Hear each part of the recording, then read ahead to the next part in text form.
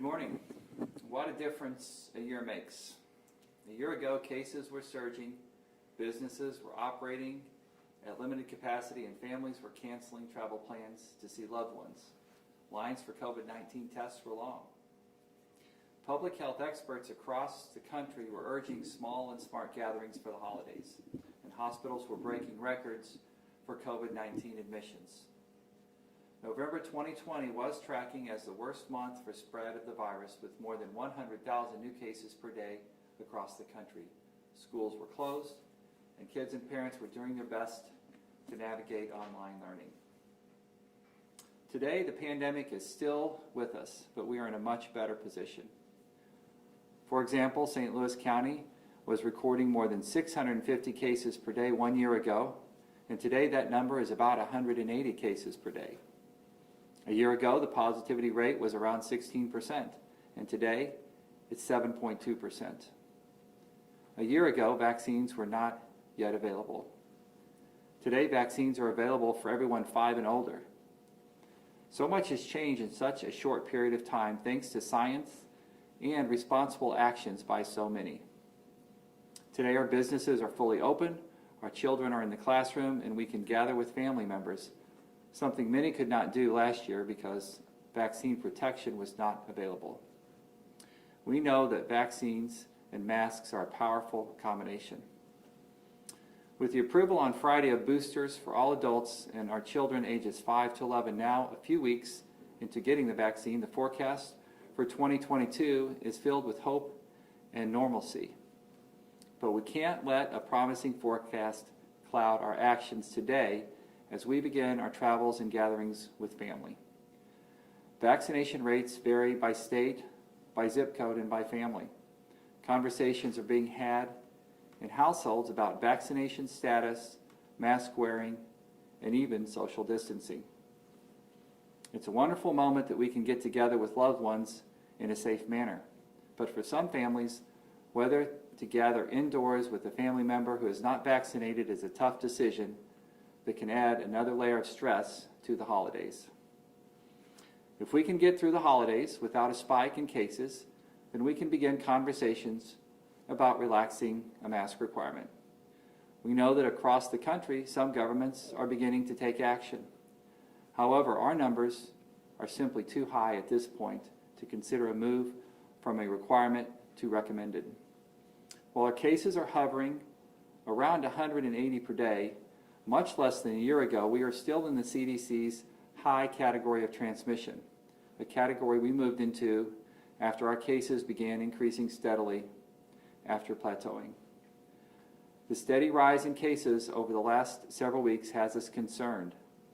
The CDC recommends that even fully vaccinated people wear masks in public indoor spaces where community transmission is substantial or high. About 85% of U.S. counties, including St. Louis County, meet that threshold, which is defined as at least 50 new cases weekly per 100,000 residents. Loosening mask requirements now would be premature. With winter on its way, people are spending more time inside where respiratory viruses circulate more easily. And with the holidays, more living rooms will be filled with people from all over the map, increasing exposure levels to those who have kept the social bubbles small. Once the holidays have passed and our kids have had more time to get vaccinated, then serious discussions can take place about masks and the future role they will play in our response to this pandemic. But now is not the time. Let's enjoy the company of the family we may not have been able to see last year. Let's enjoy traditions that we all look forward to each year. Thanksgiving is more than a big meal. It's a time to give thanks for all we have. The love of our family, the food on the table, and a mild November day. This year, I'm thankful that safe, effective vaccines are widely available and allow us to come together once again. And I'm thankful for the generosity that comes with the holidays, bringing out the best in so many. That was on display on Saturday as Boy Scouts fanned out across the region to collect bags of food. This tradition was canceled last year because of the virus. As the proud father of 3 Eagle Scouts, it was great to see the Scouting for Food event back in force. The food donated will go to more than 300 pantries in the region. As a reminder, county offices will be closed Thursday and Friday for the holiday so that our employees can enjoy a long weekend with family. From my family to yours, have a safe and happy holiday. And thanks, and I'd be happy to take any questions.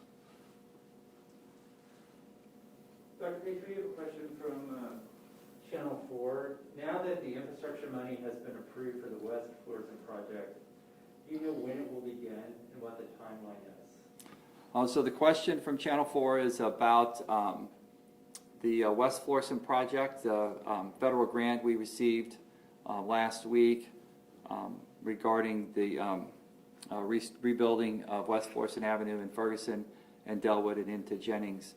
This grant we've been working on for several years.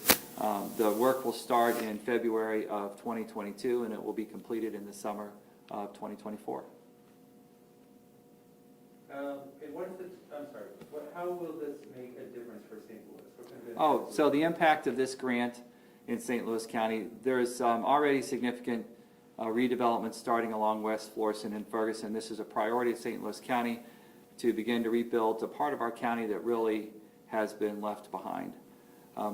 The road and infrastructure improvements in Ferguson and Delwood and into Jennings is important to keep that redevelopment going, but we know that it will bring much more attention to that area and will promote even more redevelopment in an area of our county that would really benefit from new jobs and new opportunities for the folks that live there. And Dr. Page, the planning will begin early next year, but the actual construction doesn't begin until February 2024. Okay, thank you. Thanks for the correction. February 2024 to start construction in West Florissant. Any other questions? Okay, thank you.